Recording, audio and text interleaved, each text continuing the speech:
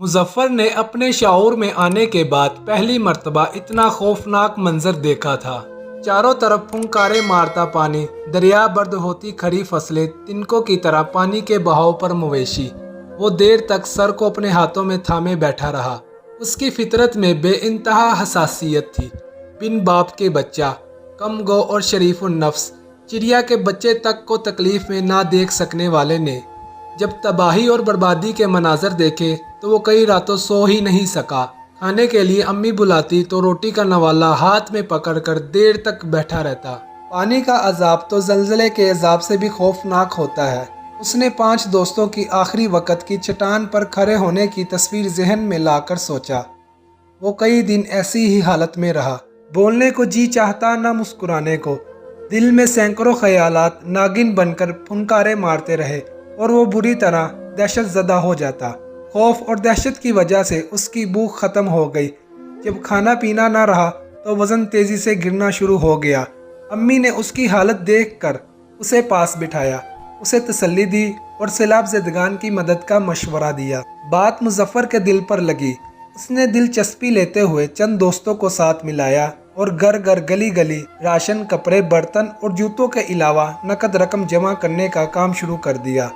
2 दिन में उसके घर का वसी लाउंज सामान से भरा पड़ा था। उसने अपना जेब खर्च, खिलौने, कपड़े, जूते सब इससे पहले सामान में शामिल किए थे। उसका शौक और वलवला देखते हुए मोहल्ले वालों के अलावा बहुत सारे लोगों ने दिल खोल कर अतियात जमा करवाए थे। उसके दोस्तों की माएँ सामान के साथ पैसे भी दे रही थीं। छोटे बहन भाइयों के दोस्त के घर वाले भी घी, तेल, चीनी, आटा, चावल, माचिस की डिब्बियों का पूरा थैला लिए हाजिर हो गए। जूं जूं सामान जमा हो रहा था, मुज़फ़्फ़र का दिल उछल रहा था। अब उसने जहाँ जहाँ सैलाब आया था वहाँ रहने वालों से किसी न किसी तरह ताल्लुक़ निकालकर मालूमात हासिल करना शुरू की। कुछ गूगल से भी उगलवाया और फिर एक ट्रक का बंदोबस्त करके सामान रखवाना शुरू कर दिया। भेजने वालों ने वॉशिंग मशीन, प्रेशर कुकर के साथ 100 तरह की घरेलू इस्तेमाल की अशिया भी भेजी थी। वो सामान रखवा रहा था और आंसू पहुँचता जा रहा था। अल्लाह करे सब सामान असल मुस्तहकीन तक पहुंच जाए। वो ये देखकर कितना खुश होंगे। उसके चेहरे पर रात के अंधेरे में मुस्कुराहट रोशनी की तरह चमकी। 3 साथियों के साथ वो मुतासरा इलाके की तरफ रवाना हुए। उसकी जेब में अच्छी खासी अमानत की रकम थी। सारे रास्ते में वो सामान उतरवाने और उसे तकसीम करने के बारे में सोचता रहा। अल्लाह अल्लाह करके पूरे 20 घंटों में ट्रक सैलाब ज़दा इलाके में पहुंचा। यहाँ उसके दोस्त अकील मोहम्मद के ताया और उनका पूरा ख़ानदान आबाद था। वो सब पहले से उनके इस्तकबाल के लिए मौजूद थे। अभी मुज़फ़्फ़र ने ज़मीन पर कदम रखा था कि मोबाइल फ़ोन की घंटी बजी। उसने सोचा सलाम दुआ के बाद देखूंगा कि किसकी कॉल है। सबसे मिलकर उसने देखा तो अम्मी कॉलिंग के अल्फाज जगमगा रहे थे। उसने अम्मी को सलाम किया और बताया, अल्हम्दुलिल्लाह अभी 1 मिनट पहले हम इस इलाके में दाखिल हुए हैं। लेकिन आगे से अम्मी जान की बात सुनकर उसके तो गोया 14 तबक रोशन हो गए। वो बेसाख्ता बोला, अम्मी जान आप क्या कह रही हैं? मैं ठीक कह रही हूँ बेटा, फौरन वापस आ जाओ।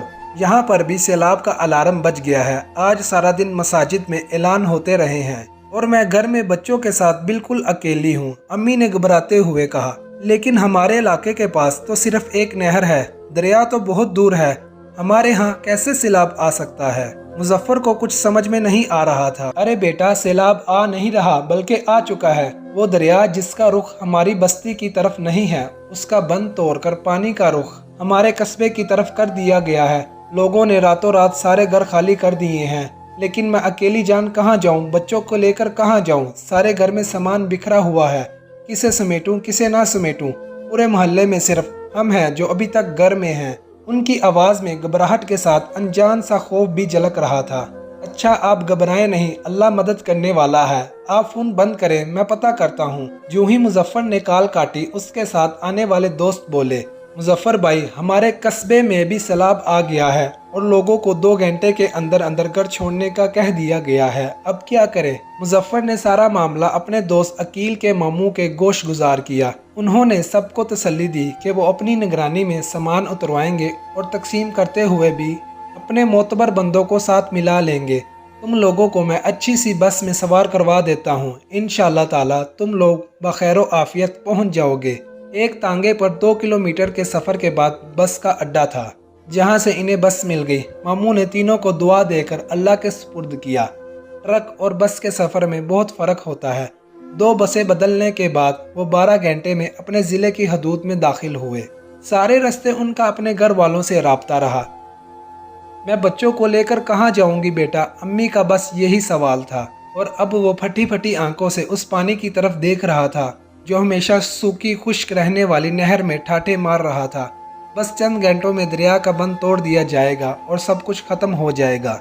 मुजफ्फर ने दर्द की शिद्दत से फटने वाली कनपट्टियों को उंगलियों के पोरों से दबाया। उसने फ़ोन पर अम्मी जान को सख्ती से मना कर दिया था कि सामान उठाने की कतई ज़रूरत नहीं, बस रकम और जेवरात के साथ ज़रूरी कागजात को महफूज कर ले। लेकिन जाएंगे कहाँ? वो परेशानी से बोली। सब चले गए हैं, यहाँ से 2 मंजिला घर वाले भी चले गए हैं, हमारा तो है ही सिंगल स्टोरी। मैं छत पर बैठी हूँ बेटा, वो रहानसी आवाज़ में बोली। कोई बात नहीं अम्मी, आप परेशान ना हो, बचाने वाली ज़ात भी वही है जो डुबोने वाली है, हम बस पहुँच रहे हैं। उसके बाद शायद चार्जिंग ख़त्म हो चुकी थी या सिग्नल का मसला हुआ, फिर किसी का राब्ता अपने घर वालों से ना हो सका। उन्होंने देखा कि रेलवे स्टेशन, सोल हस्पताल समेत सरकारी इमारतों की छतें लोगों से भरी हुई हैं। सब अपने प्यारों के दिए पते पर पहुंच चुके थे सिवाय मुजफ्फर के। उसका घर शहर के मज़ाफ़ात में बरलब नहर था। रिक्शा ड्राइवर ने मुंह मांगे पैसे तय किए और शहर के 2 देहातों में पानी दाखिल होने की इत्तला दी। वो गांव के करीब पहुंचा तो देखा उसका पूरा गांव पानी में डूबा हुआ था। अक्सर घरों के दरवाजों पर मोटे मोटे ताले मुंह चढ़ा रहे थे। दूर जो घर नशीब में बने हुए थे, पानी उनकी छतों को पहुंच रहा था। ये वहशत अंगेज मनाजिर देखकर उसका दम घुटने लगा। रिक्शा ड्राइवर बड़ी महारत से रिक्शा दौड़ा रहा था, मगर पानी बुलंद होने लगा तो उसने रिक्शा रोक लिया। उससे आगे वो नहीं जा सकता था। उसने एक नज़र ड्राइवर को देखा और रिक्शे से छलांग लगाकर उतर गया।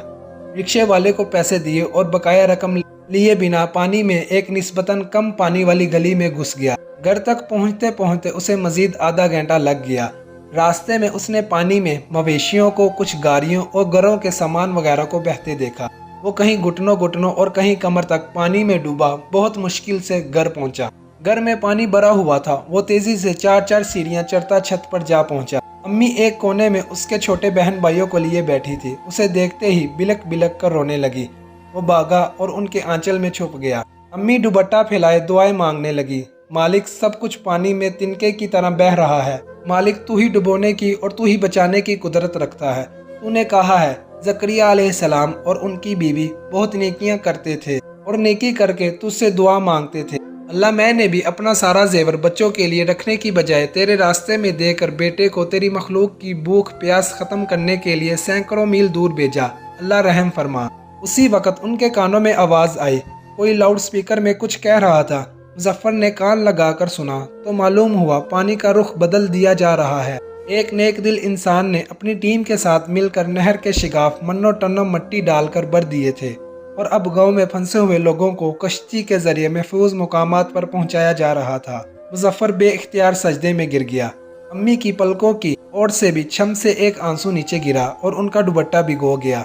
देने वाले हाथों को प्यारे रब ने किसी और के आगे हाथ फैलाने से बचा लिया था। मुजफ्फर, जिसका दिल कुछ देर पहले अनजाने खदशात और जोर जोर से धड़क रहा था, अब सजदे में बिलक बिलक कर रो रहा था। मौत का खतरा फिलहाल टल गया था, लेकिन उसने अपने रब मेहरबान को पा लिया था। उसका जी चाहा कि कभी सजदे से सर ना उठाए।